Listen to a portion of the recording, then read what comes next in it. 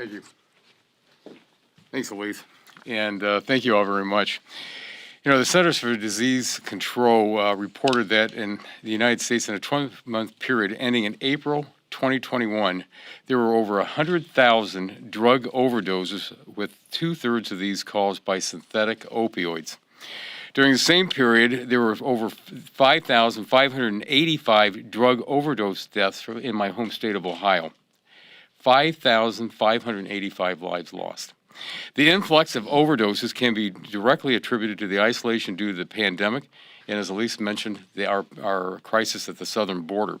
From October 2020 to September 2021, the Customs and Border Patrol seized 11,201 pounds of fentanyl.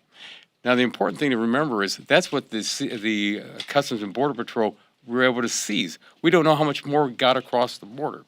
And as was said, that's enough to kill 2.5 billion people, or the entire U.S. population, again, 7 times over.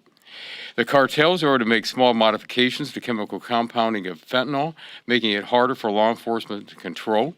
And fentanyl has become popular with illicit labs because it's cheaper and it's much easier to manufacture than heroin.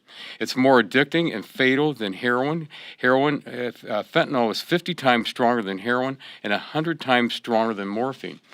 And if you ever go to the DEA website, you can look at the one picture that I showed across my district of a penny and just a small fleck, just a small little fleck of fentanyl, and that's as much as needed to be out there to kill you. And we know that's being laced into all other types of drugs. When I talk to my law enforcement and our prosecutors back in Ohio, I'm hearing from them talking about what's happening, and they're putting fentanyl into marijuana and other types of drugs. So it's making it much more stronger and much more dangerous. And it's heart-rending because I've had 2 different large events at the University of Findlay and Defiance College. And when we had these meetings and listening to the parents who have lost their children because of these drugs, we have to act.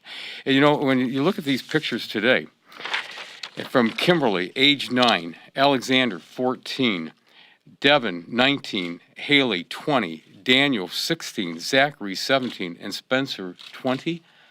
It's time to act, and we have to get it done, and we got to do it now. So these are some of the faces of the fentanyl crisis that is wreaking havoc to our communities, and they deserve justice. And their families deserve justice. And that's why, as I said, we've got to act, and that's why we're working hard in the Energy and Commerce Committee on our side of the aisle to get something done. And at this time, I'd like to turn things over to my good friend, Morgan Griffith from Virginia.